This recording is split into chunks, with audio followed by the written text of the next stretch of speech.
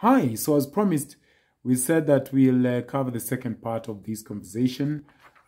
These are some of the things women do that drive their men away. And the purpose of this convo is just so that we learn better and become better.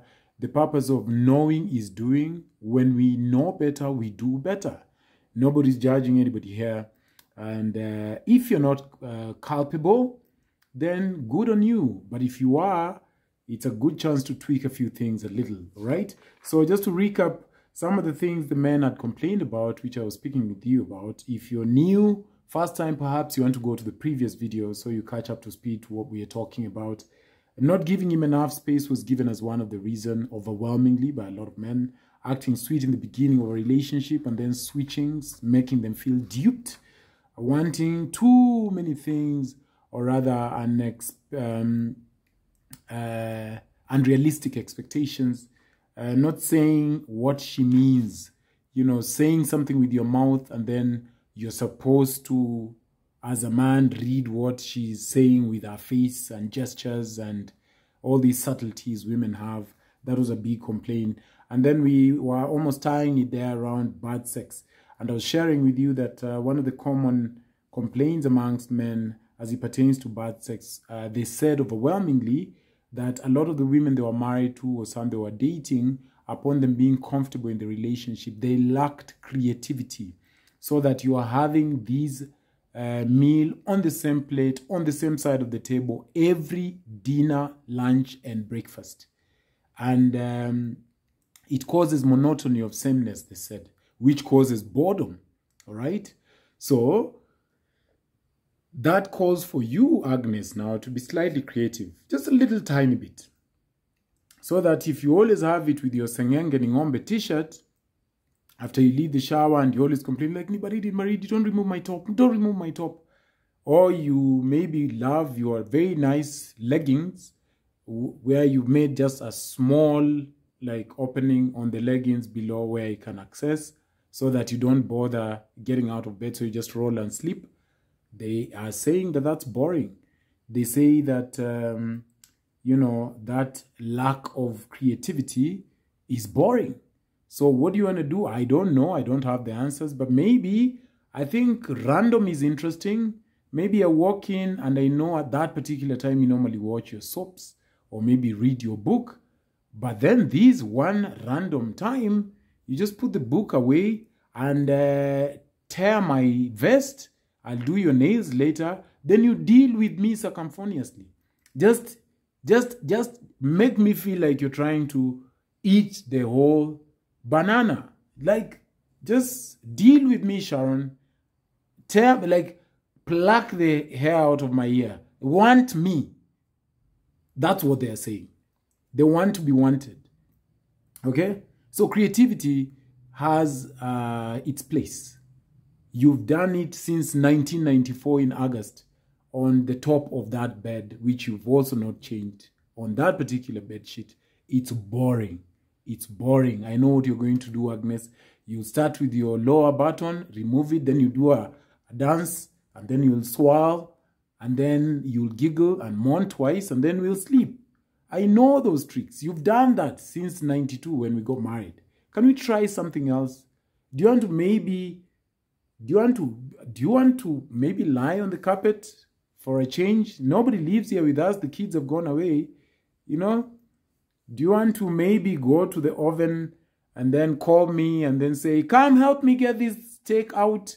Then I come and I actually just find you are the steak. Maybe you don't have your t-shirt on and you're bending with your head inside the oven. And then now, I just start dealing with you thoroughly there. I don't know. That's what they're saying. Creativity goes a long way. Lack of rhythm. Oh my word. You're just there lying like a salamander with your back like this. With your back against the wall. You are lying there. All right? Or maybe bending like this. You're just there. You're just there. Lack of rhythm. There is no... I'm not saying you become Beethoven, so you play the piano like a maestro, but just some rhythm. Like maybe if somebody say ra, you do Ra, ru, ra. But if he's just doing ra, ra, ra, and you're just like, it's boring. Don't be non-participatory. This is our thing. Let's kick it together. All right? Can we? Let's kick it together. Let's just try. Roda. Ni kujikaza tu. You just try. You just try. I'm not saying daily. Maybe twice in a week if you can just say, this is the day that the Lord has made, so I'm going to really circumphoniously work on my husband. It goes a long way. The effort is noted. Okay? So employ some rhythm. I don't know what that looks like, but employ some rhythm. Lack of enthusiasm was another one about bad sex. You're not enthused. You're not enthused, Beatrice. You're not enthused. It's so dutiful. I can see it in your eyes. You're just like, all right, see, you said we are performing before you sleep, or you've changed your mind. Yeah, I see, because I'm sleepy, I have the meeting tomorrow. Then you scratch somewhere so unpleasant. You're just like, yeah, see, we just get it over and done with, and then now, because I have the meeting in the morning. BT, nobody wants to, it's even at restaurants, they try and decorate the meal. You know, show some enthusiasm. Show some enthusiasm. Make a sound, something. Squeak. I don't know. So those three, lack of rhythm, lack of enthusiasm, and lack of creativity, were credited by these men as some of the biggest takeaway, which precipitates bad sex. Also, I think, this is my thinking, sex is an art, and you can learn it. Just like pilau, if you don't know how to cook pilau today, and you put your mind to it, you know what that will need? Some interest, stroke enthusiasm, all right? And then practice, all right? Maybe you won't get it right the first time, Beatrice, but the 15th time, guess what? Your pilau might be slapping. The 36th time, it'll be amazing. The 80th time, guys would think they're eating pilau from the coast. You know why? Because practice makes the master. So you want to employ that also with this man here. And I hope he does you as well. All right? He does you too. So sex can be learned. None of us is excellent or born knowing this stuff except and until you are. I hear some people are born like that. All right? So most common given reasons for sexual dysfunction include psychological. So these a lot to do with how you think about sex. You know, sort of the taboo things you think you shouldn't do. You want to interrogate those. It's 2021. I know you're religious and you go to church maybe on weekends, Saturdays, and you like the long dress. But that takes away in the bedroom, you know. You want to maybe toast that long dress for church. And then in the bedroom, you just deal again with Joachim circumphoniously. He'll appreciate it for it. It will add on to your relationship. And you'll both be happier for it, I think. All right? Another common reason given or ethical, you know, your ethics around sex, religious reasons are amongst a host of other things.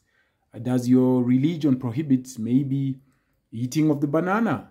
You want to rethink that, all right? Or just interrogate your mind around those things, okay? So sex was a big one. They wailed about sex. As I know, a lot of people I know are close to me wail, even here. Constantly talking about other men was also at the top 10 of the things men complained about. I mean, they want to believe, even if it's not true, that they're your shining armor, that you chose them and you choose them again, that with their midget size, with them being vertically challenged, that you chose them. So these ideas of talking about the man, you know, in his earshot, about how Denzel is cute, and you have such a guy who's like Denzel in The Office. Oh my God, that guy, babe, if you want to marry that guy. You know, that guy was passing one day and I just started feeling dizzy. I was just like, what's happening to me, guy? So normally when I see him entering the lift, I go the other way. Because wow, that DD is intense. That's not wise. Beatrice, that is not wise. So constantly talking about other men was also noted as something that drive men away, all right? So maybe you want to share that with your girlfriends. if you know, you have a crush on somebody in the office, that is not an info you want to share with your man. It hurts men. It would hurt me. And then we are not stones. We also have feelings. Okay? Being hard and cold was another one. Open disrespect. Yes, in front of his peers or colleagues or even family members. On a Sunday brunch, you say something so demeaning. All right? They don't want that. It makes them feel some type of way, and they can never just turn around and tell you. Okay? Being cold and aloof, barely acknowledging that he's in the room, was another thing that a lot of men said. When the home is colder than the world, they say it's, you know, they just find no solace. The home should be warm, slightly warmer than the office. I mean, that's his kingdom, and you are his queen. Don't make it colder than the freezing cold world, all right? So don't be hard and cold. Cheating was another thing. And it's not just about fooling around with another man. No. Fooling around with a checkbook balance. Deception of any kind equals cheating. You are on leave, you say you are working. Then he realizes, oh, but I've been dropping you to work and I just learned you went on leave 2 weeks ago. Now you could come up with something like, oh, you know, I just didn't want, it was boring at home. But that's cheating. He's going to lose trust. And you don't want trust out of the window in the relationship, right? So any deception of any kind equals cheating. Don't be deceptive. Don't lie about the salon and you're going to meet your friend for lunch and a glass of wine. Just say the truth. And you, when she says, let's go and have nyama and my girls, you also want to become man enough to, you know, don't be insecure. Let them be. All right? Engaging in a power struggle was another one given. The need to prove that you are smarter, tougher, independent, and we spoke about this in our past conversation. Endless attempts to upstage him count for a lot of, things that make men want to stay away from you. All right? Every time you talk, you want to one-up him. Oh, but there's this professor I know who's died. Which professor? Professor Odur. But how do you know him? You are not in med school. How exactly do you know Professor War? I was in med school. I know Professor War. Where did you get that from? Did you see it in the papers? Yeah, because maybe you got it in the papers because it's just like, how do you know Mr. War and you didn't go to med school? Anyway, yes, he died. He died in the morning with his wife by his side. Yeah, he was a good prof. He's the one who taught me everything I know about my, the way I perform surgery. He's the one. Sharon. All right? So, upstaging him, one-upping him, etc. Career competition, Who can make more money and get prestigious accolades most? It's stupid. You're a team. You are together. Everything else that is not for the relationship or is on the other side. Okay? Also, upstaging him in public, disagreeing for the sake of disagreements, unnecessarily being rude, unnecessary rudeness. One lady was saying once in jest that when she gets married, she will